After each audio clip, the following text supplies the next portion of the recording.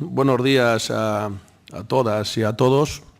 Y quiero empezar pues felicitando a Jesús Cruz Villalón como presidente de la Comisión Consultiva Nacional de Convenios Colectivos por la jornada, por los ponentes, no los que estamos en esta mesa, sino los que nos van a seguir, que tanto Carolina, Amparo, Federico, pues son de máximo nivel y seguramente que darán luz a muchísimas cuestiones que nosotros pues todavía tenemos con una cierta oscuridad.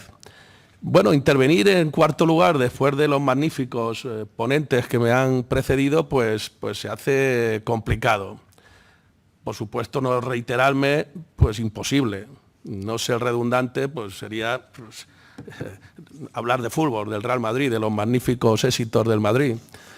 Pero como venimos a lo que venimos, pues tendré que hablar de lo que tenemos encima de la mesa. El otro día estábamos, los que estábamos aquí, nos falta nuestra querida Rosa Santos, que la mando un beso desde aquí, que se recupere pronto, en unas jornadas que nos invitaron amablemente la Unión Progresista de Inspectoras e Inspectores de Trabajo en Zamora. Y uno de los ponentes terminaba, un magnífico magistrado, su ponencia. Pues ahora se ve mucho esto de proyectar la ponencia con dos viñetas, dos fotografías, perdón, una del señor Zapatero diciendo que la reforma del 2010 era una reforma histórica y otra del señor Rajoy con su reforma del 2012 diciendo que era histórica también. Y yo en mi exposición había dicho que esta reforma es histórica. Y me tocó un poco la nariz, ¿para qué voy a decir lo contrario? Posiblemente la de Zapatero tuviera connotaciones históricas porque estuvo a punto de desaparecer el Partido Socialista después de esa reforma. Posiblemente la del señor Rajoy también tuviera connotaciones históricas porque evidentemente laminaron los derechos de los trabajadores, se cargaron la negociación colectiva. Aquella foto famosa del famoso ministro de Guindos en Europa cuando le cogían del cuello por la magnífica reforma que iba a llevar a Europa. Bueno, pues yo creo que la historia, que es la única que nos pone a cada uno en nuestros sitios, pues ha demostrado que esas dos reformas fueron dos fracasos. No cumplieron ninguno de los objetivos que se pretendían, ni acabaron con la temporalidad, ni acabaron con la precariedad, ni acabaron con el paro. El pico más alto del paro en nuestro país fue un año después de la famosa reforma del señor Rajoy. 5 millones de parados había en ese momento, en el año 2013. Bueno, yo creo que esta es una reforma histórica. Y es histórica porque tiene componentes que no se han dado nunca. Las otras sí, que eran la de recortar y recortar. Esos eran reiterativos en las reformas anteriores. Esta es la primera donde no hay recortes, donde no se pierden derechos, donde se recuperan derechos. Y es histórica porque es la primera vez donde COE, CEPIME, los representantes de los empresarios, comisiones, UGT, los representantes de los trabajadores y el Gobierno pactamos la reforma. Evidentemente, como bien ha dicho Teresa y se me han dicho los que me han precedido, es imposible una reforma pactada donde no haya cesiones. El famoso día que se llevó a votación la reforma al Congreso de Diputados, pues había partidos políticos que nos acusaban de que faltaban muchas cosas en esta reforma. Pues sí, ya hablaré también de eso. Y otros, pues que no habíamos tocado nada, que esta reforma era una reforma cosmética, ¿verdad? También hablaremos de la cosmética de esta reforma. Yo sigo diciendo que para mí es histórica porque se consigue todos los objetivos que por lo menos desde mi organización nos marcamos. Creo que desde las 4 organizaciones firmantes nos marcamos, que eran, primero, recuperar el equilibrio en la negociación colectiva, equilibrio que se dinamitó, se rompió con la reforma del 2012, con la prevalencia, como ya se ha dicho, del convenio de empresa, con esos convenios del cuñado que se hacían entre el dueño de una empresa y su sobrino o su cuñado, le nombraban representante y ese firmaba la caída del Imperio Romano, firmaba la máxima jornada que se pudiera tener en derecho y el mínimo salario. Bueno, eso ha generado una situación de debilidad, de pérdida de capacidad de compra, de pérdida de derechos a lo largo de estos años, que para nosotros, para la UGT, solamente con la recuperación de la prevalencia del convenio sectorial y solamente con la recuperación de la ultraactividad ya hubieran sido elementos suficientes para firmar un acuerdo. Solamente con esos dos elementos, para la UGT, la firma la hubiéramos puesto encima de la mesa porque recuperamos uno de los elementos fundamentales de redistribución de la riqueza, que es el equilibrio de la negociación colectiva, que quedó absolutamente desequilibrada en el 2012. Posiblemente tengamos que hacernos, ahora no está Teresa, hacérnoslo ver, porque yo publicaba el día 28 de diciembre, el día que el Gobierno aprobaba la reforma, un artículo en El País que ponía el triunfo del diálogo social y venía a recoger pues, todos estos acuerdos que ya se han comentado en la mesa a lo largo del año o año y medio antes de la Nochevieja del año 21.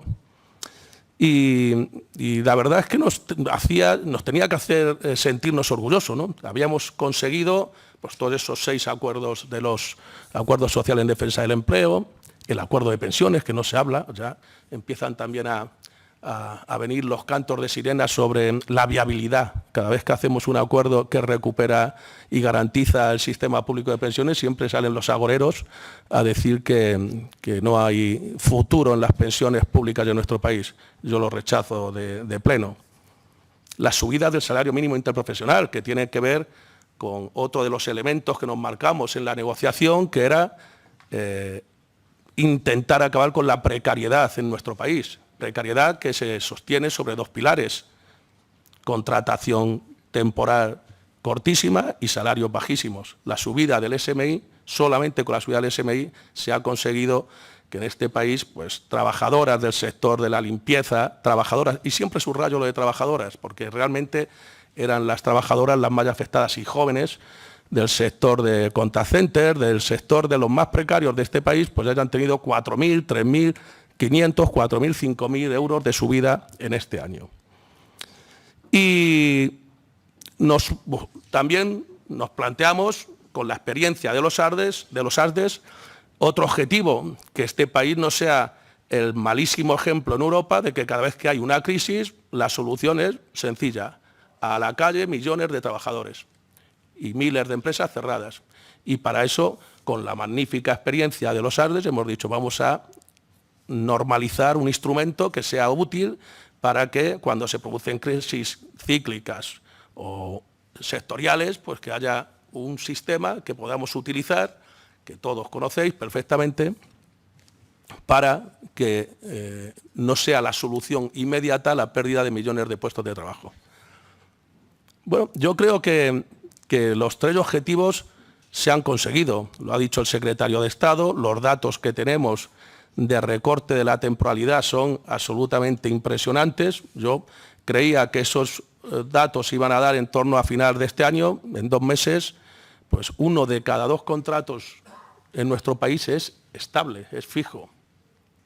Bueno, también siempre la política acaba intentando enturbiar un poquito este último debate o polémica del señor Feijóo diciendo que se manipulan las estadísticas con los fijos discontinuos. Bueno, a lo mejor sí, va a ser mejor que los trabajadores sigan en situación precaria, va a ser mejor que se vayan al paro en vez de tener una fórmula intermedia, ¿no? No lo sé.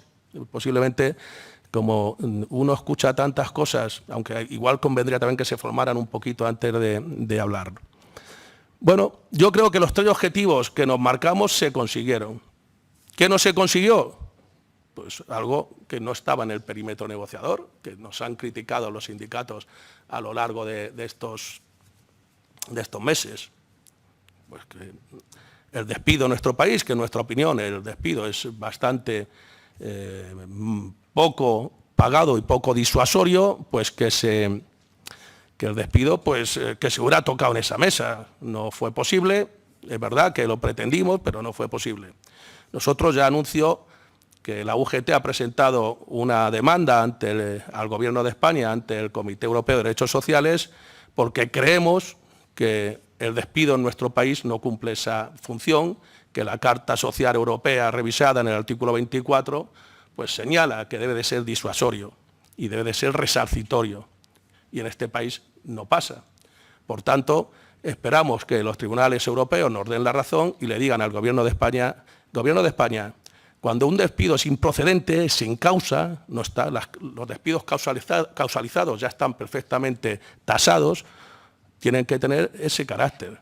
Porque si no lo tiene, pues podemos encontrarnos con una mujer de 52 años, con 2 hijos, 3 hijos, monoparental, se vaya a la calle con 1.200 euros, 800 euros, 900 euros de indemnización sin tener causa para ese despido. Entonces, aquí hubo algún político que cuando estaba al frente de su partido político hablaba del despido único, del despido de 8 días, pues este señor cuando le han despedido a él ha pedido 500 días.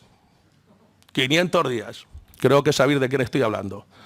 El otro día leía también que el despido de la presidenta de Indra, todavía ha venido en los medios de comunicación, ha trabajado creo que 8 meses o 10 meses al frente de Indra, tenía un salario pequeño la mujer de 1.300.000 euros, pues le han dado 4,5 millones de indemnización. Bueno, yo no pido eso para todos los trabajadores, ni pido, ahora hablo ya de negociación colectiva y hablo de la ANC, ni pido el salario que tienen ciertas personas de nuestro país. Siempre me meto con el señor Sánchez Galán, por ahí me voy a meter también. No pido el salario del señor Sánchez Galán. Ya el viernes creo que tiene su junta de accionistas y supongo que se lo volverán a ratificar. Pero sí pido que los trabajadores y las trabajadoras de este país, y así lo hemos emplazado en la mesa de la ANC, pues no pierdan capacidad de compra cuando venimos de 10 años de pérdida de capacidad adquisitiva de manera brutal, cuando hemos tenido un año 21 donde el IPC se ha ido al 6,5 y donde hemos tenido una media de subidas del 1,47 y donde estamos en el año 22 con un IPC en el 8,7. Aquí ningún economista es capaz de atreverse, ni el otro día el señor el ínclito gobernador del Banco de España, se atrevía a decir cómo vamos a acabar este año con la inflación. Y solamente pedimos que los trabajadores no pierdan. Pero además no es porque sea de justicia, es que porque este país, que como ya se ha dicho, es un país de pymes y de micropymes y de consumo, si no tenemos ese escenario de recuperación de capacidad de compra, lo va a pasar mal. No tardando mucho vamos a entrar en una dinámica perversa y peligrosa para la economía de este país. Y esto de la inflación de segunda vuelta, que por cierto yo no lo había escuchado hasta este año, eso de la inflación, sabía la de la inflación de la primera, la de la segunda, que quiere decir que no nos suban los salarios, que sigan subiendo los beneficios de las empresas, 62.000 millones de euros han tenido de beneficios las empresas del mercado continuo en el año 21 y los trabajadores una subida de 1,47. Y yo me hago una última reflexión. ¿Somos mayores en el diálogo social?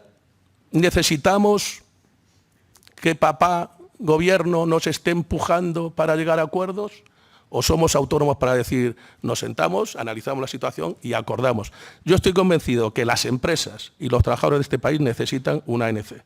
Y yo sigo con la mano tendida a COE y a CEPIME para que nos sentemos, para que busquemos una solución para las empresas y para los trabajadores y desarrollemos todos estos elementos que se nos han quedado sin desarrollar en la reforma y que nos emplaza al diálogo social y a la negociación colectiva. Bueno, creo que voy a terminar diciéndonos que ahora a las 11 de la mañana vamos a tener que ausentarnos una concentración en el Reina Sofía, UGT y comisiones, vienen negociadores de los convenios de toda España para pedirle a COE y CEPIME que se sienten a negociar y que recuperemos los salarios en este país. Así es que os invito a que vayáis a las 11, que estaremos allí. Bueno, vosotros no podéis, ya lo sé, pero el que quiera yo le invito, y a los que nos están viendo por streaming también. Y nada, muchas gracias.